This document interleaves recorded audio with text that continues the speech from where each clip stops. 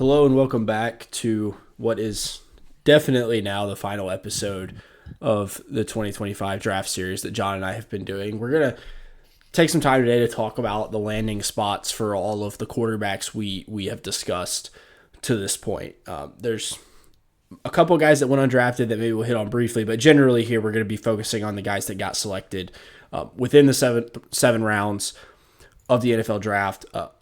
Jon and I both wanted to do this because when you talk about these guys from a projection standpoint, talking about their traits, their abilities, how you think that'll translate to the NFL, as soon as these guys find teams, the picture can start to become a little bit clearer on which guys have an easier path to success, which guys may have a tougher time getting playing time, and that's really important for these players. And it's not to say that the team should inform your evaluation of the player, but it may inform the level of success that a player has in the NFL. So, Jon, thanks for joining today to kind of do this recap to cap off the 2025 cycle. Yeah, I'm excited to talk about these guys, after we've kind of done the full overview of who they are as players. All right. We're just going to go in order of where guys got selected. So we'll go from the first round all the way down to the seventh. There's a couple guys that we talked about during our draft recap, our overall draft recap. So we may breeze through those a little more quickly and spend a lot more time on the guys that we haven't really covered since the draft happened. But let's start with the first overall pick, Cam Ward. I feel like this guy actually, he goes to the Titans. I feel like this really didn't get discussed that much because it was just such a formality that this was what was going to happen. I think Cam Ward really didn't get discussed much throughout the entire draft process relative to a normal number one pick because there was no drama about who was going number one. And there was also no drama about who should go number one. Pretty much everybody that evaluates quarterbacks, maybe outside of Mel Kiper, being the only exception to what I'm about to say. Pretty much everybody had Cam Ward as the clear-cut number one with a pretty big gap between him and whoever else was behind him. So the Titans make this pick.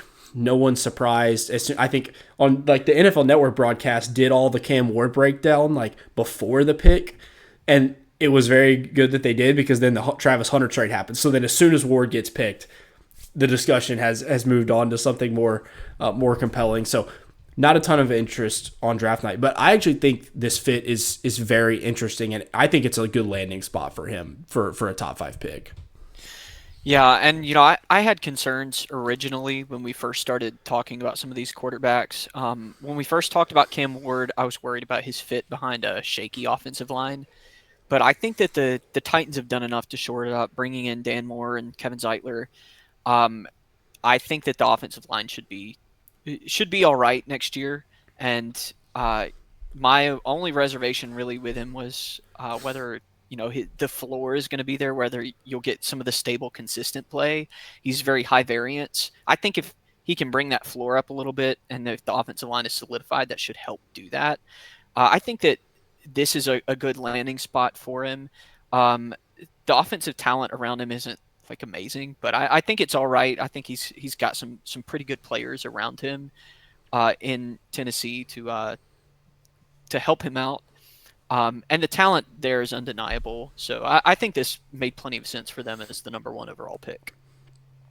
Yeah, I mean, if you're looking for the team picking number one to have a great supporting cast in order to pick a quarterback, then quarterbacks are just never going to go number one because there's a reason these teams end up in the top 5, and it's because the roster is just not very good. So for a team that was in that position last year, I do think, like you said, they've made legit strides this offseason to provide a much more safe environment for Ward early in his career. I think the Dan Moore edition, when it happened, everyone said, this is an overpay. Why would the Titans do this? And the answer is, well, they were probably planning to take a rookie quarterback. So that's probably if there is a time to overpay for tackle, it's when you have a rookie quarterback that you're concerned about developing. So it's not to say that contract will definitely work out for the Titans, but I at least see the vision in what they were trying to do. I think they definitely will want to continue to improve the receiver room, but they at least made some, mid late round additions. They took Chim DK out of Florida in the fourth round, who I actually like as a player. I don't think he'll ever be like a number one guy, but I think as like a guy who can win in the slot, who's a very good athlete and a very good blocker. He's a complete player and tested very well. Like he ran high 4.3s at the combine, which I think surprised some people given his profile. They signed Restrepo, who was Yeah. an undrafted free agent, which like perfect makes sense. Like Yeah. he wasn't going to get drafted after he ran the speed of a 300-pound defensive lineman in the 40-yard dash, but that makes a ton of sense. Like Ward already has that chemistry with him. That's the type of player Restrepo is. I think everything the Titans did this offseason to shore things up makes sense. And from the perspective of evaluating the pick itself, I think we both came to the conclusion that like it makes sense to take this guy number one. The upside's good enough where this is the type of swing you take when you don't have an answer at quarterback on your roster. Yeah, and the type of quarterback that with the high end talent could be that top end quarterback in the NFL in a few years. I think it will take him a couple of years to continue to develop and refine his game, but I could see that as an outcome. And when you're a team like Tennessee, like you haven't really had a real answer at quarterback in a little while, that could give you that high end play and that high end upside. And they were in position to get a quarterback who actually gives them the opportunity to get that high end upside. So I understand it fully. And I think that uh, we talked a little bit in the draft episode about like the vision from different teams. You can see the moves that they made throughout the offseason and throughout the draft were all structured around bringing Cam Ward and making him as successful as possible early on. And I think that makes a lot of sense. You know, you don't want to drop these rookie quarterbacks into horrible landing spots with nothing around them. Occasionally, you'll do that last year with Drake May, and you still see good results. But you also see everything around Drake May was so bad that they kind of had to spend this offseason throwing a lot at it, or throwing as much as they could at it. Yeah, and May was a guy where like I don't really care what your roster is. If he falls to you at 3, like you just have to, like the value Yeah. is just too good. Ward, I don't know if he was in that bucket, but he does, like you said, he has that talent. I also do like how you talked about like, still some room to grow. I mean, this is a guy that played wing T quarterback in high school, went to Incarnate Word for 2 years, had a lot of success there, playing a much different style than he did in high school. Levels up to Washington State. People talk, he was very successful there, but still much more turnover prone, much more of an erratic player. Was going to be like probably a 4th, 5th round pick if he comes out in last year's draft, goes to Miami, again levels up. 3 different times in college he was able to do that. That's a guy that I would probably be more likely to anticipate continuing to develop because he has shown that is something that he can do compared to, there's some other guys we'll talk about later where, the expectations were very high for them coming into college and they kind of just set at those expectations. And Yeah. that is definitely not where Ward is in his career. Yeah, I think that's a good point that he has grown already in his career, so it's very easy to project that growth going forward as well. But All right.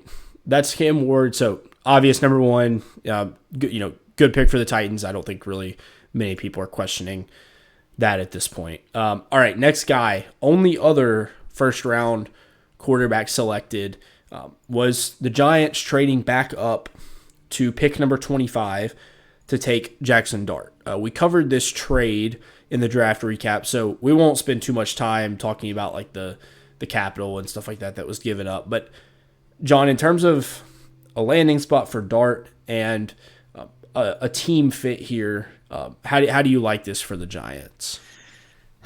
um, I think it's all right. I think that if the being a first round pick is a little bit of pressure on Jackson Dart, maybe more than you would expect. But as far as like a team fit, you're not expecting him to play right away because you have Russell Wilson. You even have Jameis, who is, as backups go, can give you some high end play, even if you also get the very turnover worthy aspect of his game. So I don't mind it from that front. You have time to sit him on the bench and let him learn. I do think that Dart is going to be a guy that takes a little bit of time to learn and to grow into a starting role. So you're not forced to play him right away. I don't hate that.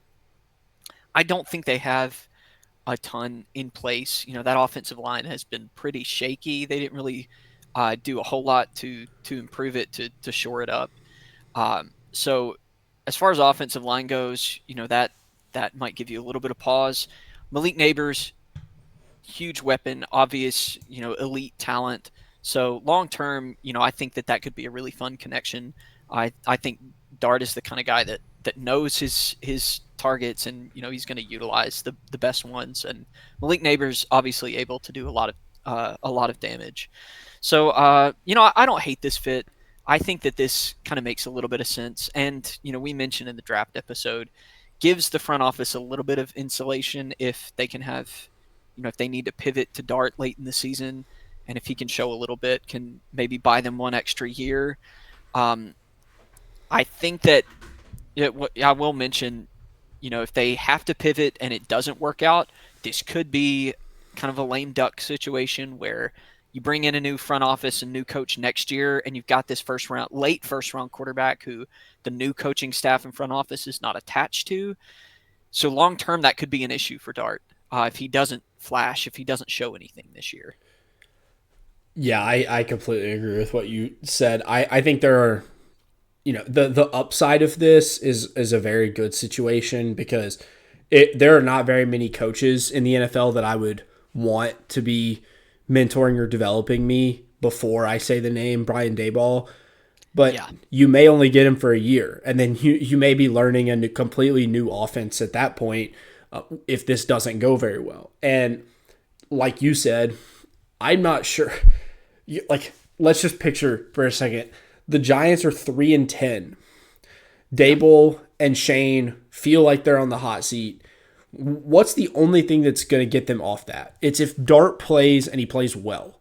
So at that point, they might have to go 3-1 or 4-0 in those games. and he's going to be put in a situation where it's not really going to be about is he ready to play. It's this is it, right? Like we're playing Dart because if we don't, we're out of here anyways.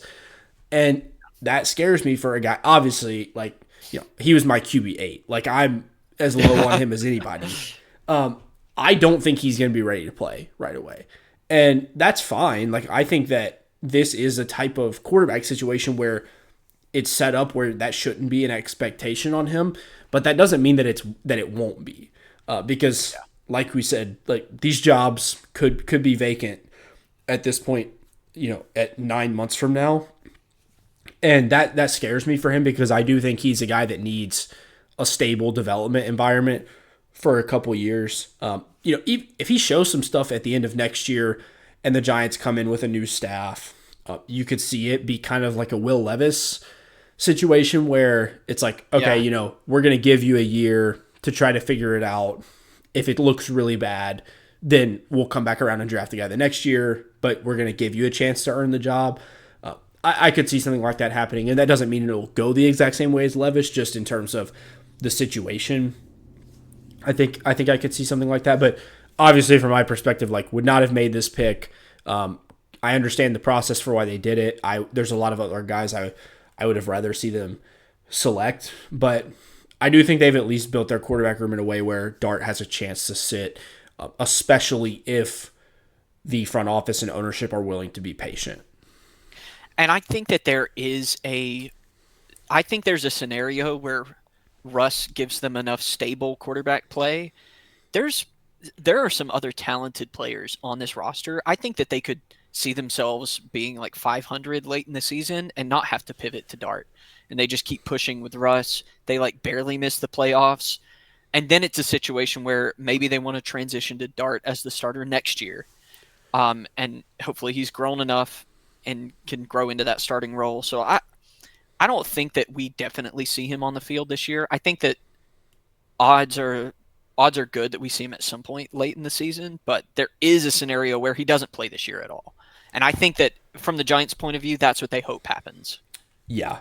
I think which obviously minus the injury, I think a JJ McCarthy type scenario is what they Yeah, are dreaming of in New York. I mean, their defense I think is going to be pretty yeah, good. Like it their should be very roster good. is good defensively, but that also makes me wonder. If they're really good on defense and they're a 500 team, then is there going to be more of that push? Like if the offense is what's limiting them, is there going to be Give us more a of a spark. push? Yeah, Yeah, it's like we got to try something because the defense is too good to just waste it. I think that's possible, but yeah, I think that this makes sense, and you know, it may end up working out for the Giants, especially if it just feels like one of those situations where so much of it comes down to this year and whether they yeah. win or not. Um, so we'll see. Any final comments on Dart? No, I liked him. They took him a little higher than I probably would have, but I understand the move. Yeah. All right. Next guy, the only second round pick of Yeah, of this year's draft, a guy that I had a second round grade on, is Tyler Shuck from Louisville, and the Saints selected him with their second round pick early in the second round. I will say once you start to get to the second round on, it's like, okay, I mean, teams pick where they pick. Like if they have a late second round grade on a guy, but they need a quarterback, like they're just gonna take him. It's not yeah, that big of a difference. But Shuck goes in the early second round to the Saints. I'll throw this over to you, but I think my initial thoughts are for a guy that should play early, who is obviously older and NFL ready. I think this makes a ton of sense with Derek Carr's injury, with not really having an answer. I was not a Rattler guy. I don't know if we really saw much to change that in his first season. It doesn't seem like the Saints saw much to change that in his rookie season. I think this makes a lot of sense for the Saints. yeah. I mean, I did kind of like Rattler, but he was a fifth round pick, and he didn't really show much last year. So, not a guy that you're gonna like. Well, we shouldn't pick a quarterback just because we took one in the fifth round last year. With Derek Carr's very late injury reveal, that he's probably gonna miss this season. I I think that they needed an immediate starter, and from this class, this is one of the few guys that you would be really comfortable saying like he's going to come in and play right away. Um, I think this is a pretty good landing spot for him too. I think that he could do pretty well in this offense. He comes from kind of a pro style system already in Louisville. Um, we saw plenty of flashes from him. We saw a lot of very skittish, very scared under pressure, but you hope picking Kelvin Banks helps shore up that offensive line a little bit. Um, yeah, I think overall, I really like this landing spot for Shuck. I think that this is one of the few spots that he could really come in and contribute right away and have a chance to earn a starting job long term. And I don't think there were many teams that I would say that about this year, especially for him for being an older prospect with the injury concerns. Yeah, the number one thing for me with Shuck was like going into the draft, thinking about best team fits. Does he have an opportunity to play early? Yeah, If the answer is no, it probably doesn't make sense for him, right? Just given the age, given where he's at. So yeah, I think this makes sense. I don't. It's hard to get super excited about this because the Saints just are not competing anytime yeah, soon, and I don't really think Tyler Shuck is going to change that. But for a team that is in such a difficult position with where their cap is at, I think taking swings on guys like this in the second round that have the talent to be a solid starter but fell because of other things like age and injury. Like this is the type of bet that you have to make when you're a team that is in the position that the Saints are. So I think this makes sense for them. Is it going to change the franchise? Probably not, but especially now with the Derek Carr injury, like I think he can provide some stability for them that I would not be surprised if he starts for them for 3 or 4 years if he ends up staying healthy. yeah. And he probably is an improvement over what they had in the room. Obviously, we won't know until he really gets on the field, but I mean, Derek Carr is probably out. So, they were really going to turn it over to Spencer Rattler, Jake Hayner. And I think he's better than both those guys. So, Yeah. like, just from we want to compete while not mortgaging everything and trying to go all in on a Jackson Dart or somebody like that. I think the floor is a little bit higher for Shuck, and he's going to give you something this year. Yeah, I would if they had drafted Dart, I would have hated it like that. I would not like that, and I liked Dart more than Shuck overall, but I think Shuck is a better fit for them. Yep. All right, so that's the only second round pick. A couple of guys go in the third round. I think one that we expected to go in Very the third different round, guys. and then one that we were pretty shocked about. We'll talk again in order. The Seahawks trade into the late third round to take Jalen Milroe. Again, I think the teams overall, like most of these picks, I'm going to say very positive things about. I think Yeah. this is one of them. I had a fourth round grade on Milroe. Cool, you take him at the end of the third. No questions from me there. And the thing that I like the most about this is that I think this is an indication to me that the Seahawks are evaluating their current roster correctly. I was Yeah. very concerned after they traded away Geno that, and obviously signed Darnold, that they viewed that as more as a win now move. Like they just thought Darnold was as good as Geno and that Yeah. they could just take this roster and go compete. What this signals to me is no, they felt like they needed a reset. And Darnold is a guy that can provide a floor of performance during that time, but that they are looking more towards the future than they were the past couple years. So for a team that I think should be doing that, taking, the highest upside guy left makes a lot of sense. Yeah, I think that this fits really well with the other moves they made this offseason. I was kind of concerned when they traded away DK that they would go full rebuild, and then bringing in Sam Darnold is one of those moves where I think it does when you look at the full offseason in totality, it is just kind of a reset. Like, we're going to try to stay competitive. It's like the competitive rebuild idea. We're not fully tearing everything down. We're going to try to build within what we've got already while like making moves, trying to hit on some of these high upside players. And I think Jalen Milroe makes a lot of sense in that because he obviously is not a sure thing. They brought Sam Darnold in to be the starter this year and potentially next year too. Like Milroe is going to Yeah. take some time. He's going to need some improvement as a passer, and he's going to need some time to learn a system. But he offers the kind of high upside that if he hits, they continue to build this thing for a year or two. That could be really lethal long term for the Seahawks. So I think that this fits exactly with the other moves that they made this offseason. Yeah, and you talked about that idea of competitive rebuild. The only way that works is if you get away with not investing a ton at the quarterback position and get a huge return. Yeah. You think about the Ravens, like coming to the end of the Flacco era and then trading back into the first round to grab Lamar. That they were able to kind of pick up right where Flacco left because of the fact that, they were able to, they didn't have to Picked an mortgage the future MVP at the end of the to first go. round. Yeah, you just go take an MVP. It's that easy, right? Even like the Chiefs, they're in the middle of the Alex Smith era, and they trade up for Mahomes. Like this is obviously much less draft capital for what I think is a much worse player than those guys. But if you're gonna try to do this, this is what it looks like. And I think like this is about where I would have taken Milroe.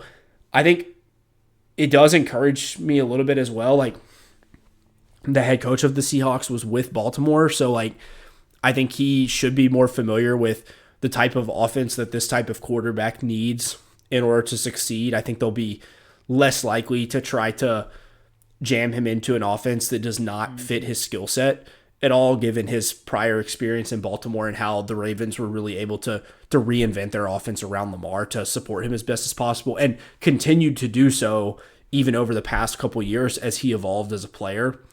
So I think that part makes sense from a coaching fit.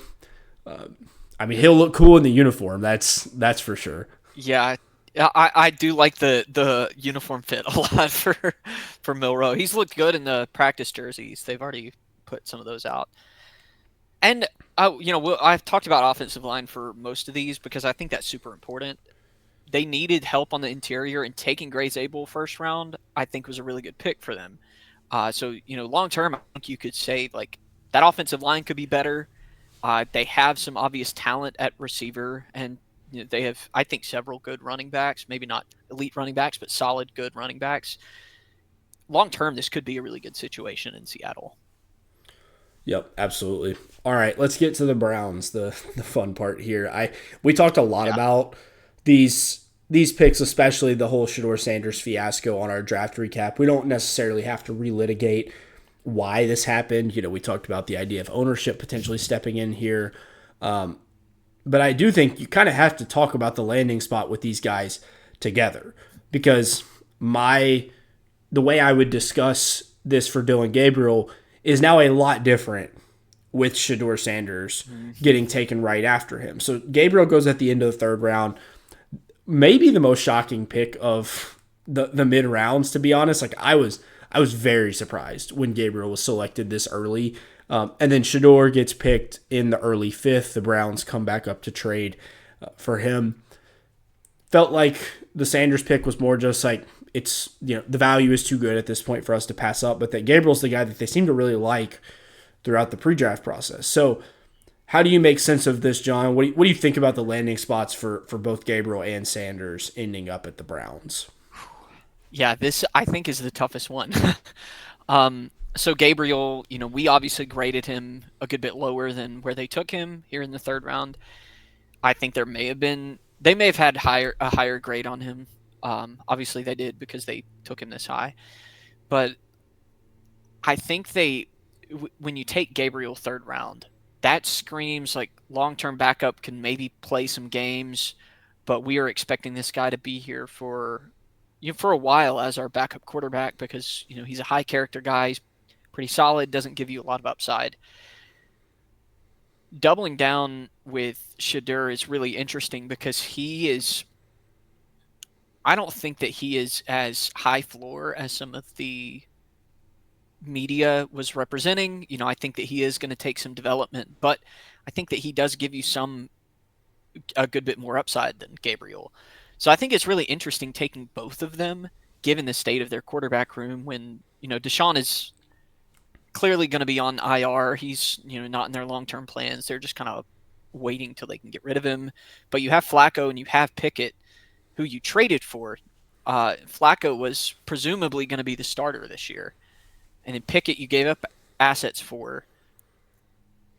I just really I find it hard to believe they're going to carry all four of these quarterbacks throughout the season. That's just too many spots on four guys who overall, Shadur probably gives you the most upside out of those four. We've seen Flacco, he's late in his career. We know what he's going to be. We've seen Pickett plenty. We know he's not going to give you high upside play. Um, he can maybe be a serviceable backup. And then you took Gabriel, who is also presumably that serviceable backup, non high upside quarterback.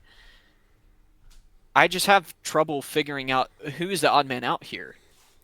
On the surface, I would say maybe Flacco, but he probably gives you the highest floor right now. And I don't think they're competing, but that doesn't mean that they want to just lose games. I mean, they just extended Myles Garrett to this huge long-term contract. Shadur gives you the most upside, so then that maybe makes you think Gabriel's the odd man out, but he was a third round pick. You usually don't pick guys third round and then cut them outright. Kenny Pickett, they gave up assets for this year. You also wouldn't expect them to cut him. So I this is a real head scratcher as far as like how you figure out which one of these guys is gone. But I do kind of come back around to they took two swings at quarterback. Both of them could presumably start games for them. Shadur could presumably be a long term answer for them. So I don't hate either pick by itself. I'm really confused by what their long term vision is for this. Yeah, to me, you talk about like the Flacco, the Pickett, all that stuff. It is really hard to figure out who's going to be the guy because I would be really surprised if they carried four quarterbacks on the Yeah. 53 man. Obviously, you can have the third like emergency quarterback on your roster that's not taking up a game day slot, but the fourth guy can't. Yeah. So yeah, to me, like if I had to guess, I would say that whoever is lower on the depth chart between Flacco and Pickett Yeah, is probably out. I can't imagine them spending a third round pick on a quarterback and cutting him. And I just think Sanders is going to be the best player of the four. So I just probably so. have a hard time He seeing him. could But start games this year, but yeah, and I think I don't know. I think Sanders would be more likely to be cut or traded than Gabriel, just like when you yeah, look at the draft capital. But yeah, it's hard because they gave up assets for Pickett and Flacco. I think when they signed him, you thought, okay, well, he's probably going to start some games, but we'll see. I definitely think that part would be interesting to follow. I think I would say, man, I think I would say Flacco is most likely to be cut, but I probably. I But don't know. I don't I know. mean, It's Pickett, like I'm never going to believe in that. So like, no. what we'll see. We'll see what happens there. The funny I thing is, I think also if you flip these picks, you're like, okay, they took their upside guy in the third round, and then came back and they just wanted to get a backup that they feel good about in the fifth round.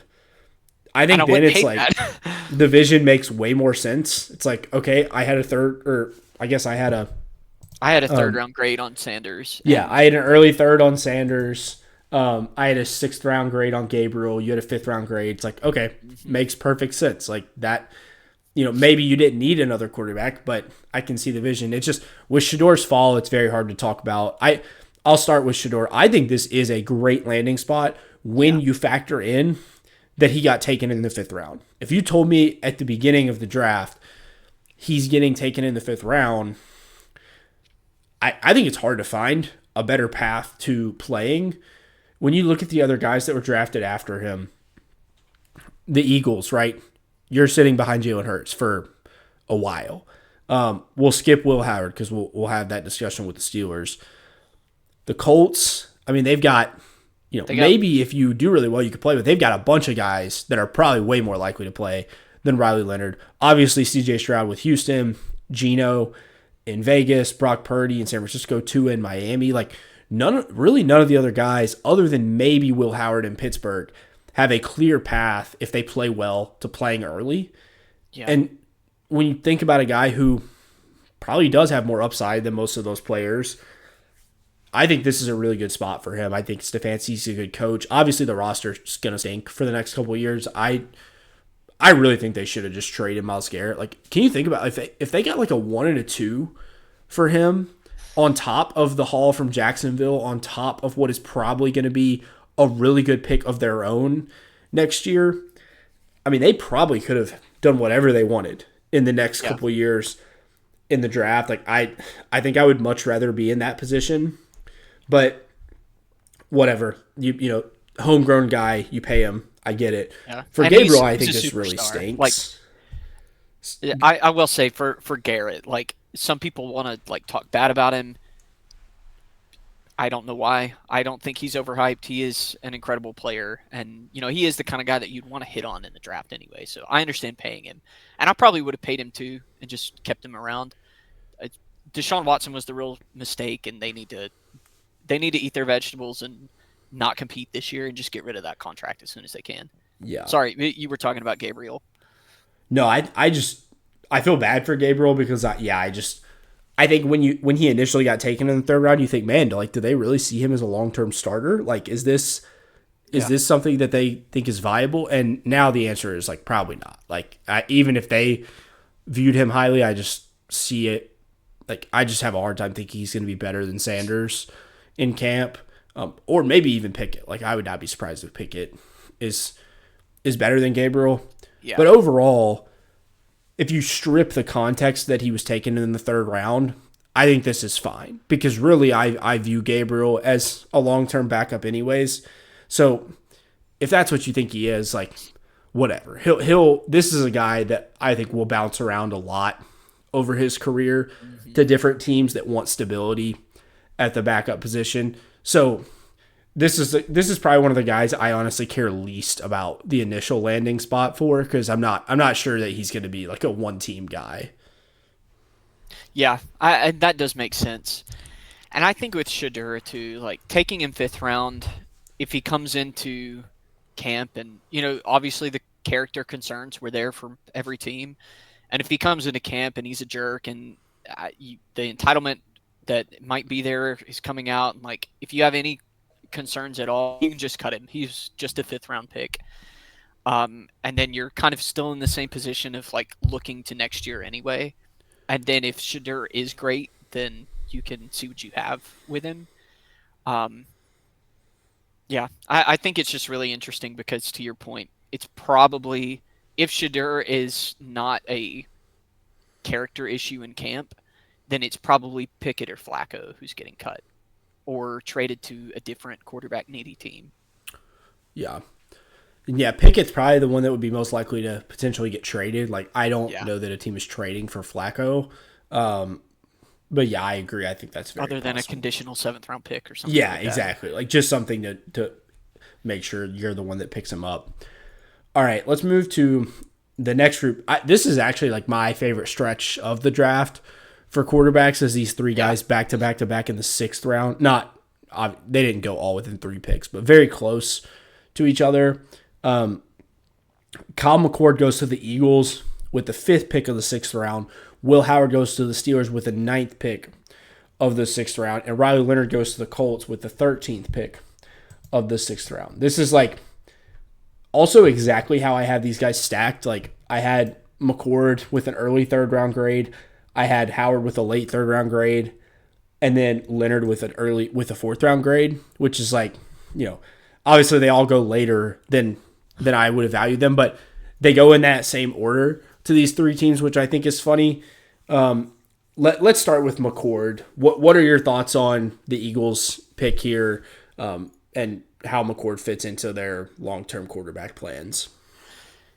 Yeah, I mean, this is one where they're drafting a developmental guy who can potentially turn into a backup. I don't think they're looking for starters.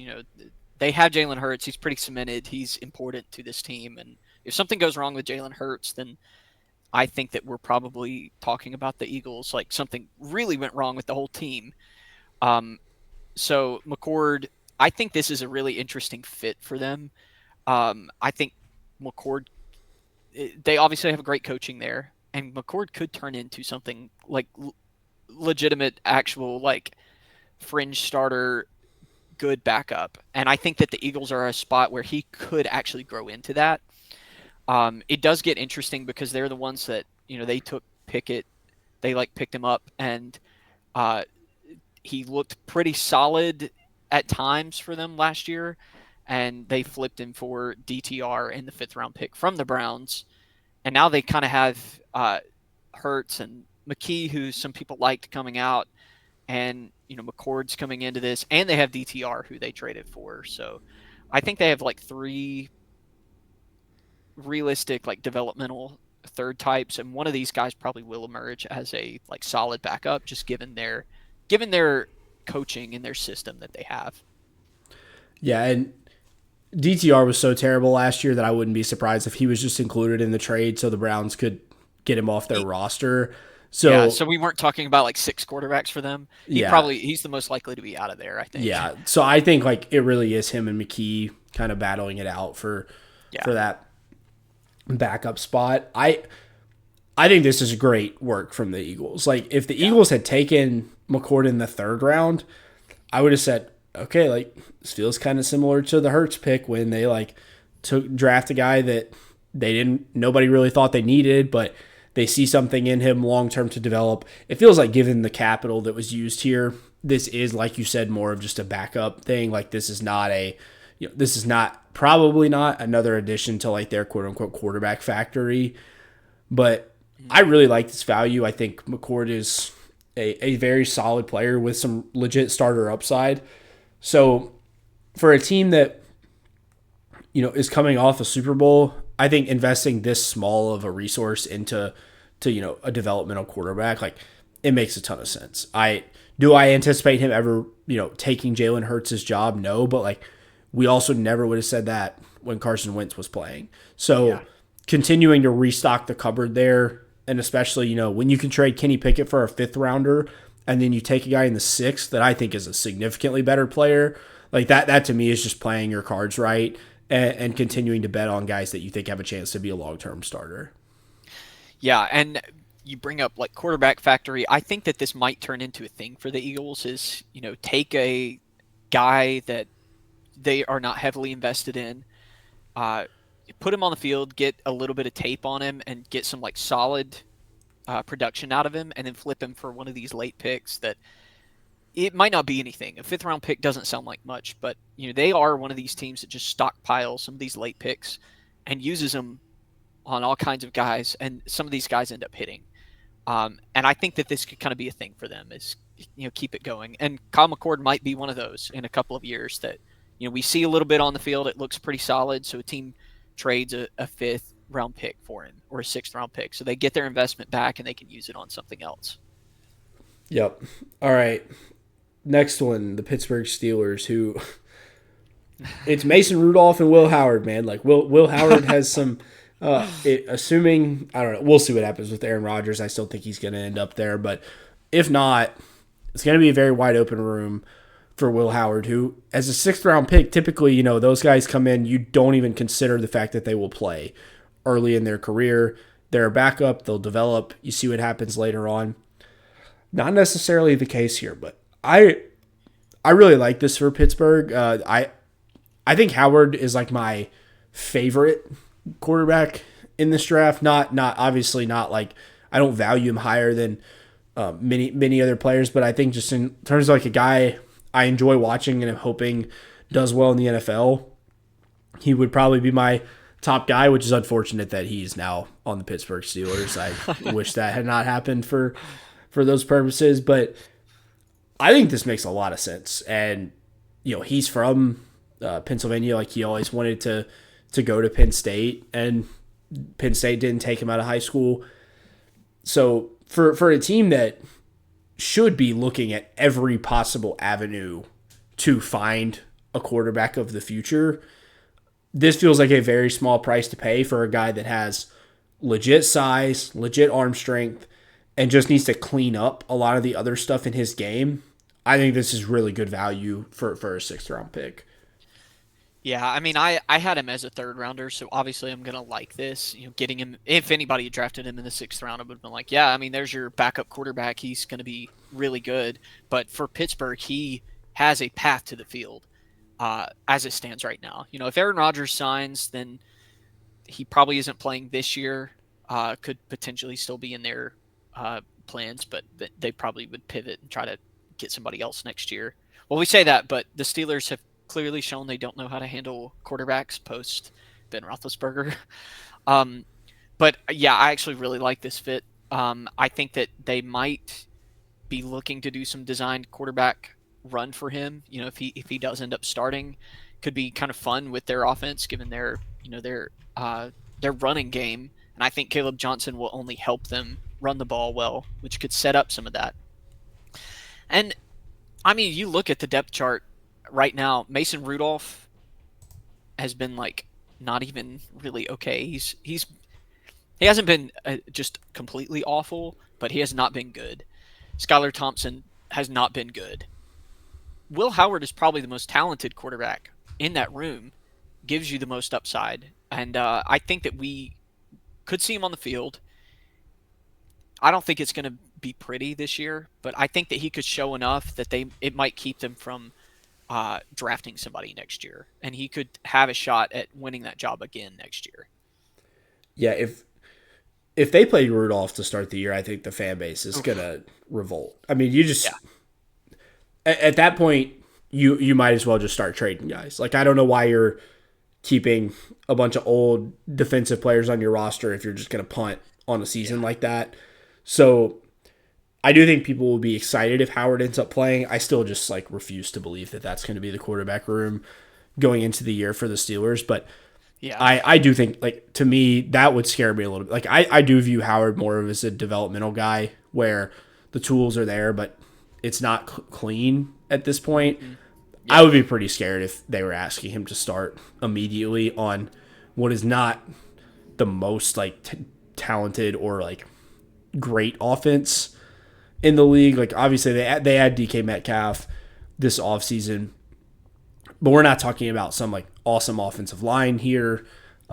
I would be pretty scared to see Howard play in year one. I wouldn't say that means like, oh, he's not going to succeed if he plays. It's just I wouldn't expect much early returns from that decision. Like that to me is just like we're in it for the long haul here, and let's see if we can go ahead and get him some experience. I do think that getting a guy that has this type of prototypical size, like this is what the Steelers want their quarterback to be. Like they want the Big Ben type that can, sit inside the pocket, 6'4", 230, can take contact, can play through injury, all that kind of stuff.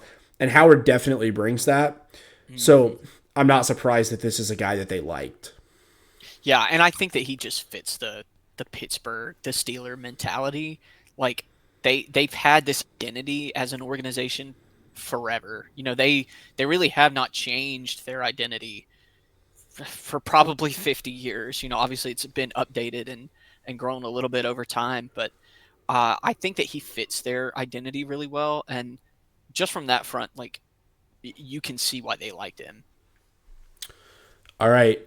Last guy in this group, Riley Leonard going to the Colts. I'll let you kick this one off, but I'll have to start us off before you go into the full breakdown by saying my comp for him was Daniel Jones. He's now on the roster with Daniel Jones, so I guess they can help each other grow as quarterbacks. Yeah, I mean, I think a lot of people have been talking about it. He is kind of a mashup of Anthony Richardson and Daniel Jones. Doesn't have Richardson's high-end tools. I think Daniel Jones makes a lot of sense as a comp for him. Both Duke guys. Both the Duke guys that were like run first, can maybe hit some throws, but are just not consistent passers. More toolsy than like actual production on the field. I think it took him like 4 games to throw a touchdown pass with Notre Dame's roster this year, which is kind of crazy that, you're like that doesn't sound like a real NFL prospect to me, like regardless of what's around him. But he even had something good around him and, couldn't score passing touchdowns. Had scored like 4 rushing touchdowns, Yeah. I think. I will say their receivers were really bad. Yeah. Like I can't believe a team with those receivers made the national championship game, which speaks to how good the rest of their roster was. But yeah, I will say I'm not surprised that they relied on his legs once they got to the red zone. I think some of that speaks to his abilities, but it also speaks to like what they were dealing with at that position. This pick feels like, okay, this guy is similar to the other guys we have on the roster. So if we needed him to play, we don't have to change the offense too much. Yeah. We're going to do the things that we're going to do anyway, while also holding out hope that Anthony Richardson is going to be good. It feels like, we still want to give Richardson the best chance to win the job while also picking up another quarterback because, I mean, they needed another quarterback, and he's going to make this roster as the 3rd quarterback. But, yeah, I mean, I don't think that he has a path to the field. I just think that Daniel Jones and Anthony Richardson are both better than him. And that ultimately, the Colts really want Anthony Richardson to still win this job and be a good quarterback for this year and for the long term. Yeah, I agree. He's the 3rd most talented guy in this room. I think, to me, it makes sense that you develop this guy over the course of his rookie year. And ideally, Anthony Richardson has a great year. You realize, okay, we don't need to pay Daniel Jones to be our backup. We don't need to spend a bunch of money on a backup anymore. We're confident Richardson is the starter. We think Riley Leonard can be 90% of what Daniel Jones would have provided as a backup.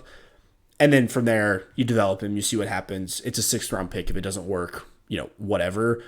And like you said, both of these guys, you don't have to blow up the scheme. You're not going to run Jones or Leonard the same way you run Richardson just because the expectations for what they create in the run game are not going to be the same.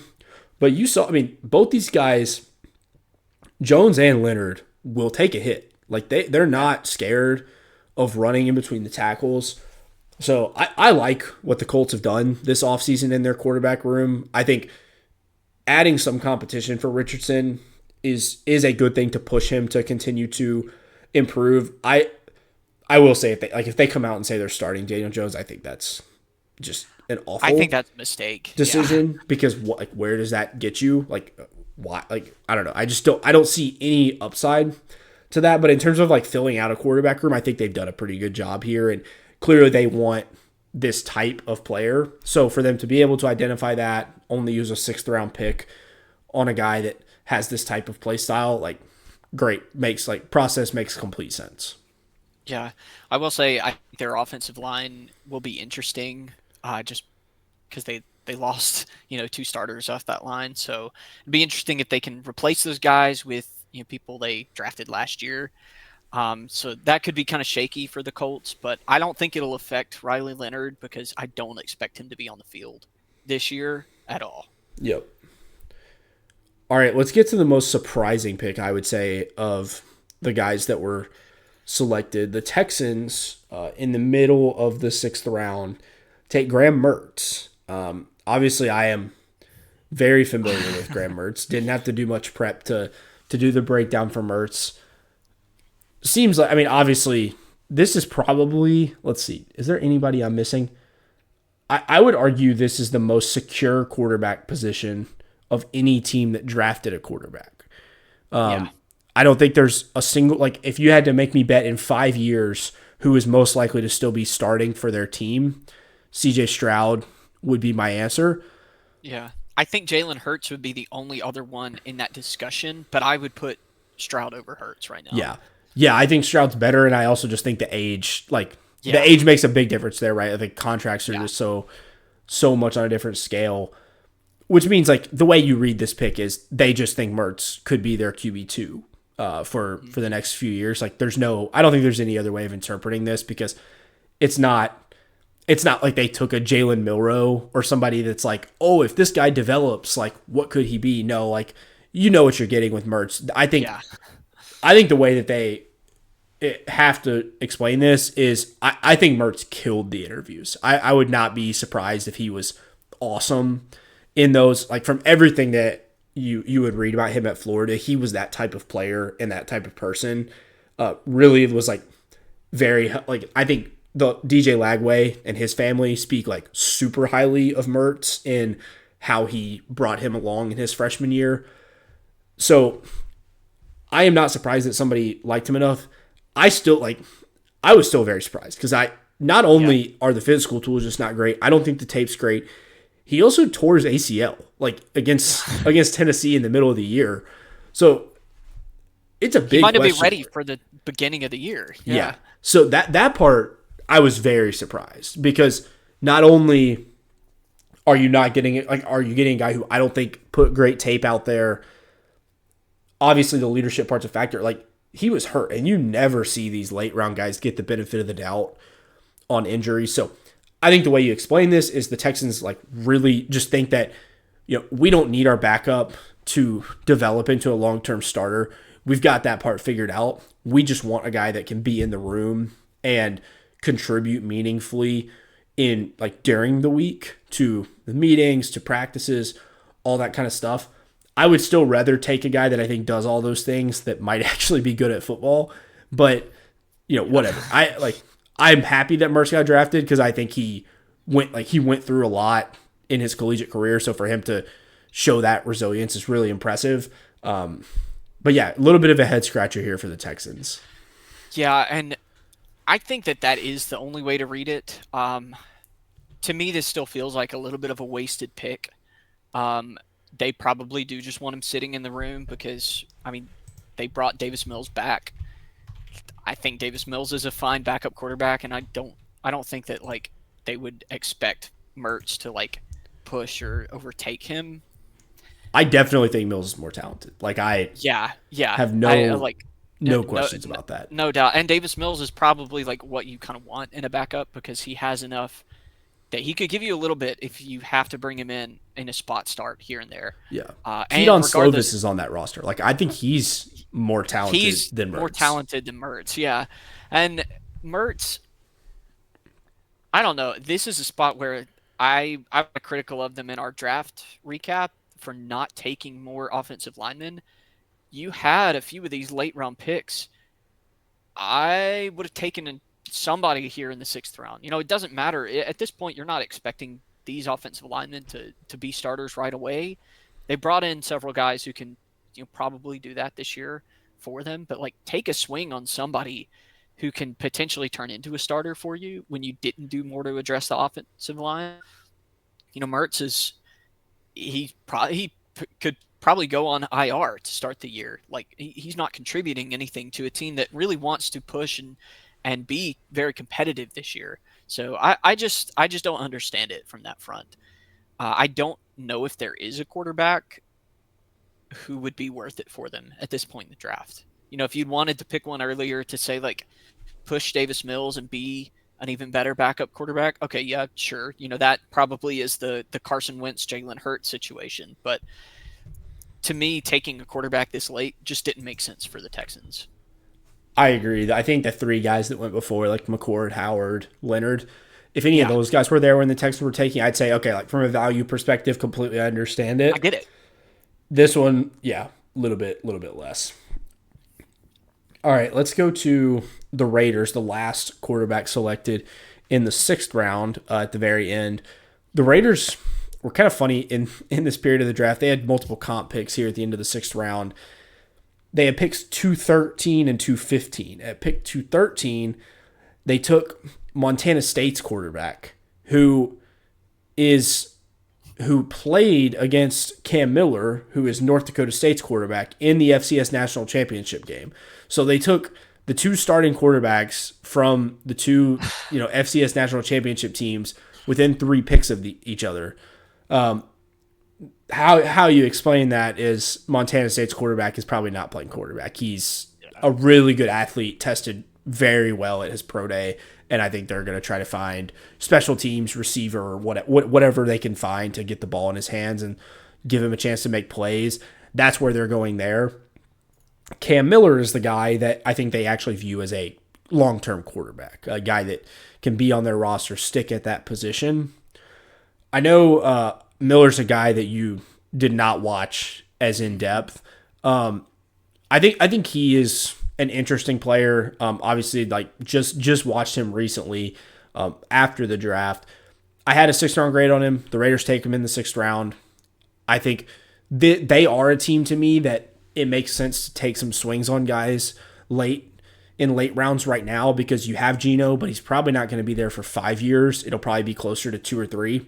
So if you can take a guy late that you feel like has some upside to potentially develop into a starter at this point in the draft, like I'm all for it. I think Miller does have clear limitations in like the arm strength and some of the downfield accuracy, but I think he understands the game very well and he's a very mobile player. So there to me is a path to success for Miller, and finding something a little more inspiring than Aiden O'Connell. Like I think that makes sense at the backup spot. So yeah, I think this pick makes perfect sense. No, nothing, not some huge steal, but not anything to have concerns about either.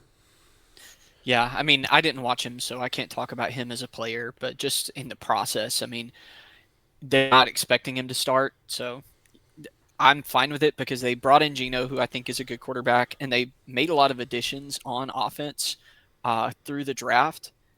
I think that this could be a really good offense this year and potentially next year. Depending on how Geno ages in the next couple of years, this could be a really fun team to kind of keep an eye on.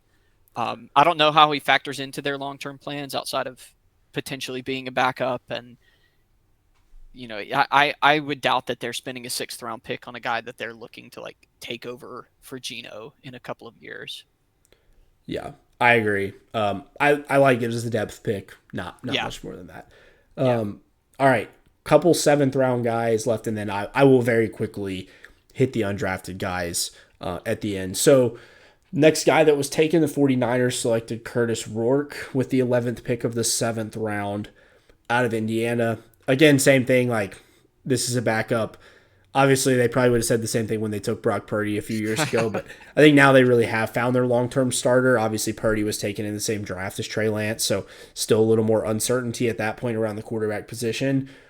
Rourke is a guy I don't think has a ton of upside. The physical traits just are not great. He's a talented thrower and has good accuracy, especially on the back shoulder balls.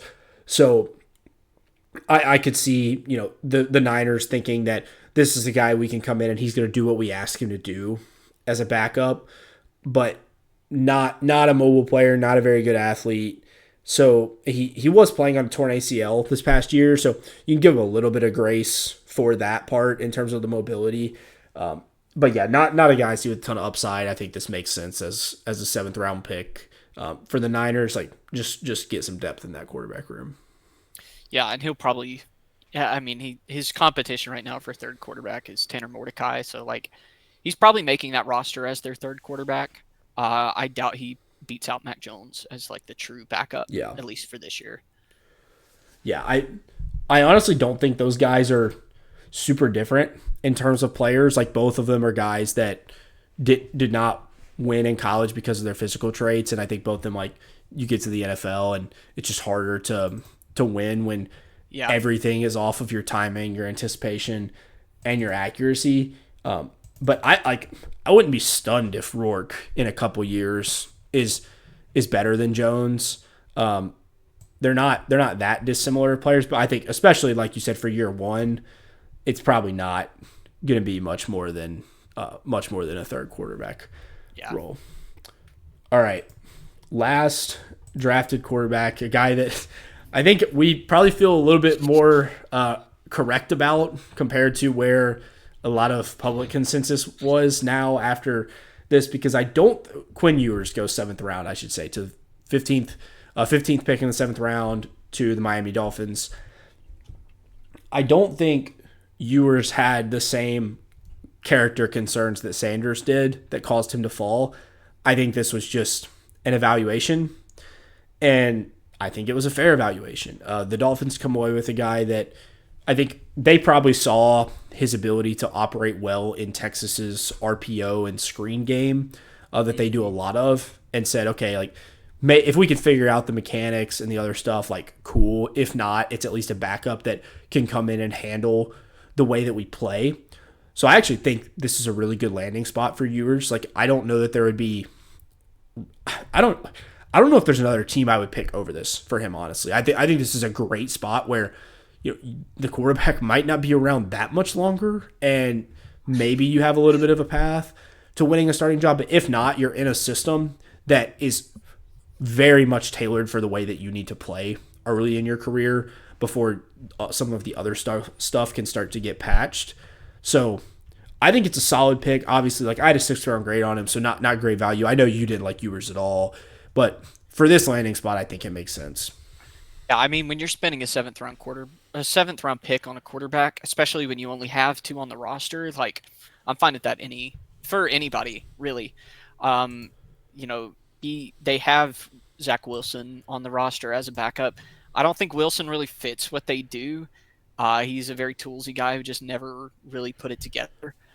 So from that standpoint, I agree with you that what Ewers did well is what Miami wants to do anyway. So I think this is a really good fit for him. I had him as a UDFA guy, so I have no problem with him taking him in the seventh round. I think that if you had taken him with more of a mid-round pick, I would have been kind of concerned about overspending capital. But another situation where clearly just a third developmental quarterback, maybe we can unlock whatever whether it was injuries or whether it was just he never developed, never like reached his full potential in college. Whatever the reason was, I think that if he's going to unlock any of that, it probably is going to happen in Miami. Yeah. Yeah, absolutely. I really like that spot for him. I still don't have a ton of optimism, No, for his long success, term, but no.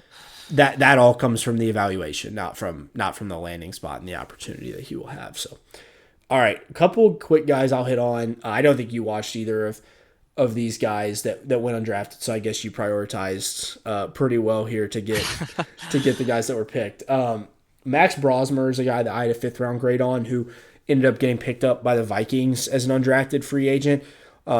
He was a transfer that played at Minnesota, so perfect. Like stays home, lands in a room where there's not a ton of certainty over the next few years. Like things are still kind of up in the air with JJ McCarthy and what that's going to look like, even though that obviously is the guy that they've got some short term commitment to.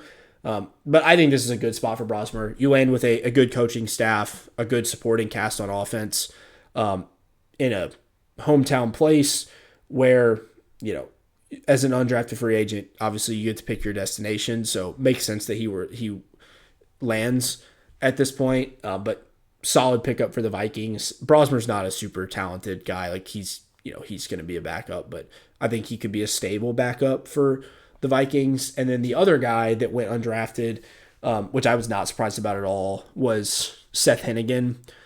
He was probably like him and Mertz to me were the guys that were clearly like a tier below the rest of the players that I watched this cycle. The Jags signed him as an undrafted free agent.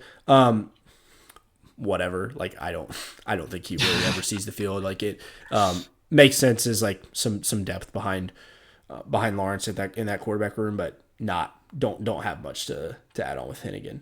Anything you want to add on those two guys? No, other than I am about to graduate from Memphis and never saw him again. I mean, I never watched Memphis football, but yeah, I wouldn't expect either of these guys to be really in the long-term plans for either team. All right, that'll do it for our quarterback landing spot recap. Thanks again to everybody that has listened throughout this season. Jon and I have had a lot of fun going through and talking about the different quarterbacks and now recapping the draft from the back end. So that has been a lot of fun as well. So, Jon, thanks for joining throughout this year. Yeah, thanks for having me. It's been a fun draft to break down. All right, we will be back now, probably actually sometime in like 8 or 9 months. I think I've said that a couple times now, but I think this is probably it for a little while until it's time to watch Lenore Sellers. I don't know about Arch Manning. I think that's probably 2 years from now. Klubnik, Nussmeier should be a fun class. So thanks everybody for listening, and we will catch you then.